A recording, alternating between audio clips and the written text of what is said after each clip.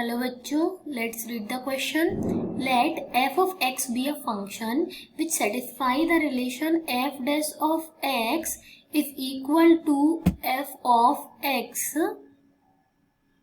with हमको दिया है f of 0 equals to 1 and gx is a function satisfying the relation f of x plus g of x is equals to x square. ये सब दिया है और बोला है we have to find the value of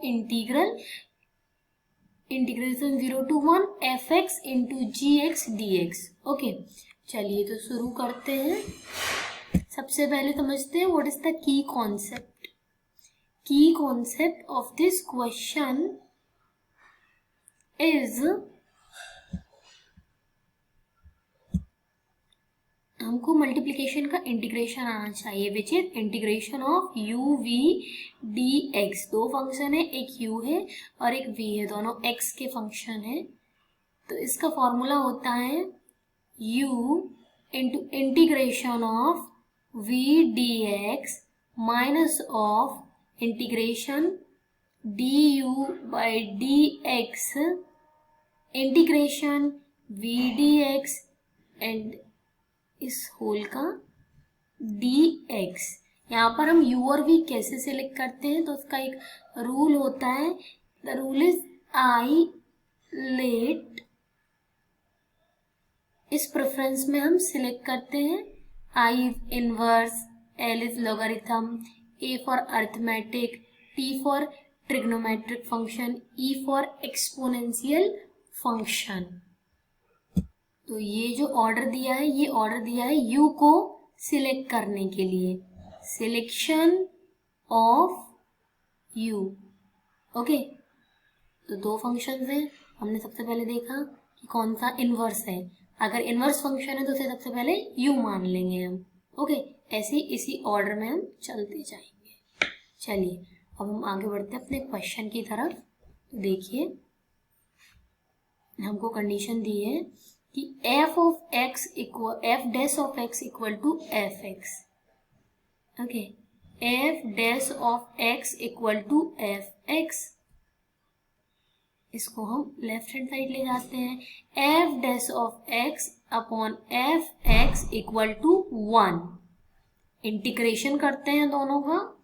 integration of f dash of x upon F of x D X equal to integration of 1 D X. आगे substitution लेते हैं. एफ एक्स को t मान लेते हैं. Let F X be t. मतलब F dash of x D X will be D T.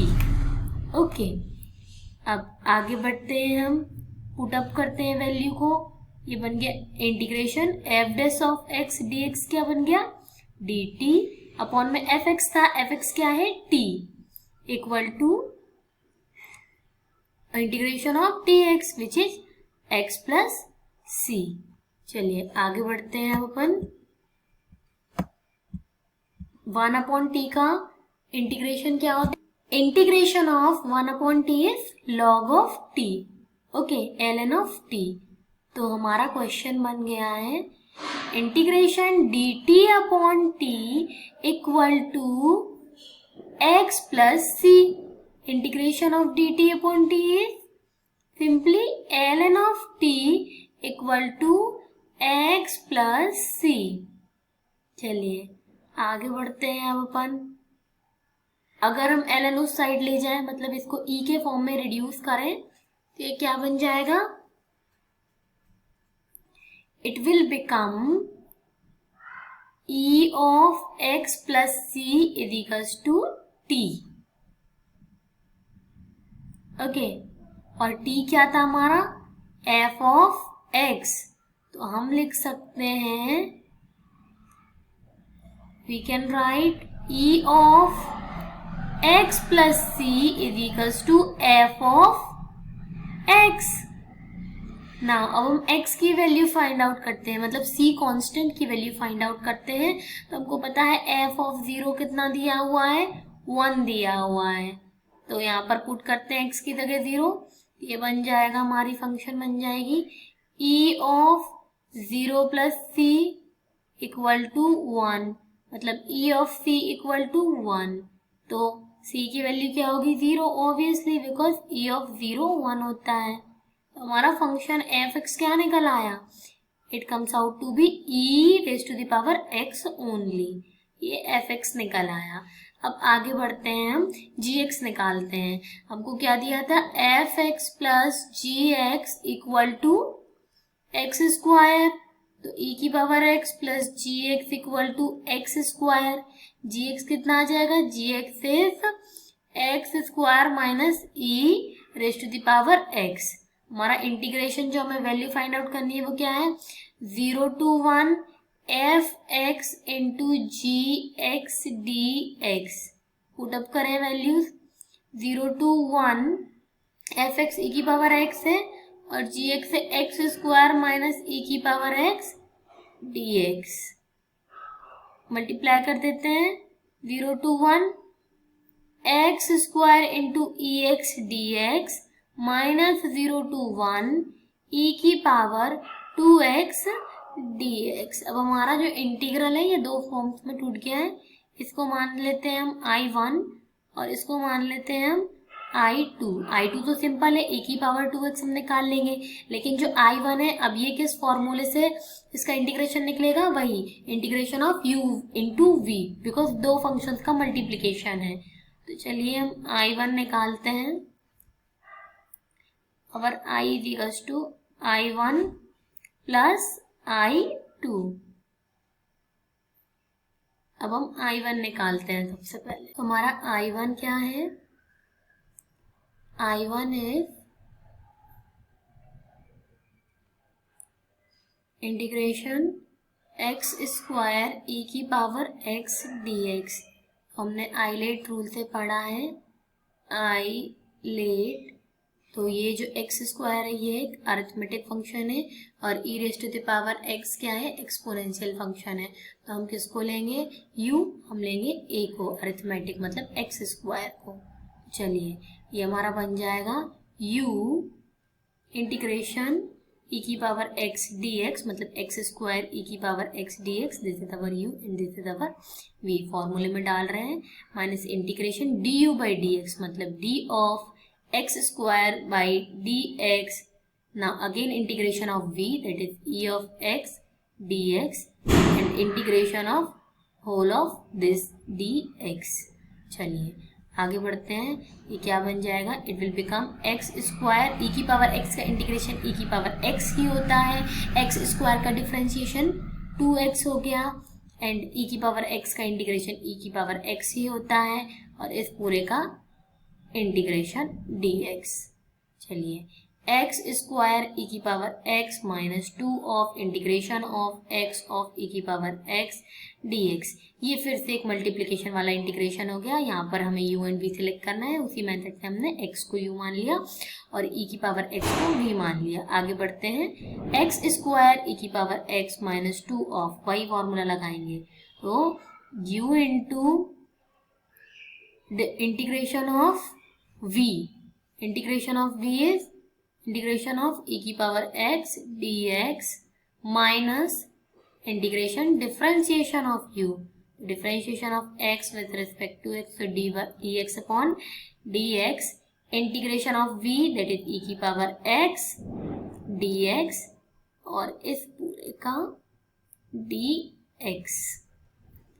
क्या बन जाएगा ये, it will become x square e की पावर x माइनस 2 ई की पावर x का इंटीग्रेशन ई की power x minus d x का डिफरेंशिएशन 1 और ई की पावर x का इंटीग्रेशन ई की पावर x, तो इट विल फेच ई की पावर x dx का फिर से इंटीग्रेशन जो कि ई की पावर x ही होगा, x square E x minus 2 of x e की पावर x माइनस ई की पावर x, ये बन गया।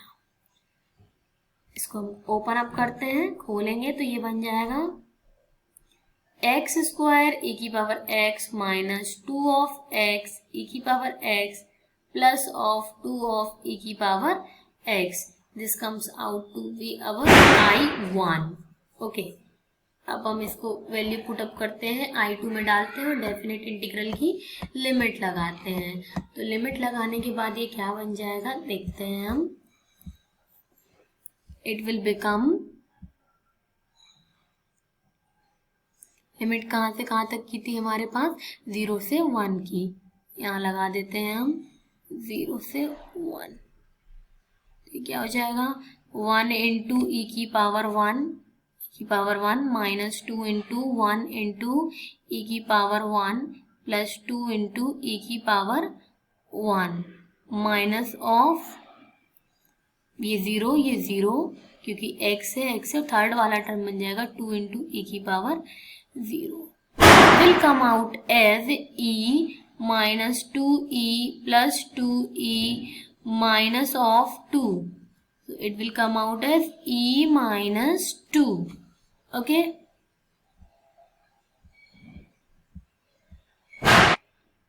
Now our I2 was क्या था 0 to 1 e की पावर 2x dx. इसकी वैल्यू निकाल लेते हैं। e की पावर 2x का इंटीग्रेशन होगा e की power 2x upon 2 from 0 to 1. So I2 will be equal to e of 2x by 2 and values from 0 to 1. Put करेंगे तो e of 2 of 1 by 2 minus e of 0 by 2. It will become e of 2 by 2 minus 1 by 2. Now हमारा I1 क्या था, हमारा I क्या था, I equals to I1 minus I2. Okay, so what was our I1? I1 was E minus 2 and I2 is E square by 2 minus of 1 by 2. चलिए solve करते हैं। ये बन जाएगा E minus 2 minus E square by 2 plus 1 by 2.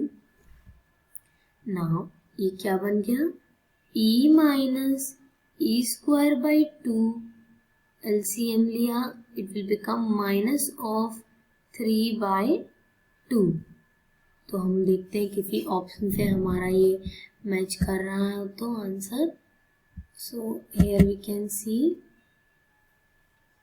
कि कोई भी option match नहीं कर रहा है, so our answer is D, none of these. Okay, thank you बच्चों, होप यू अंडरस्टूड इट.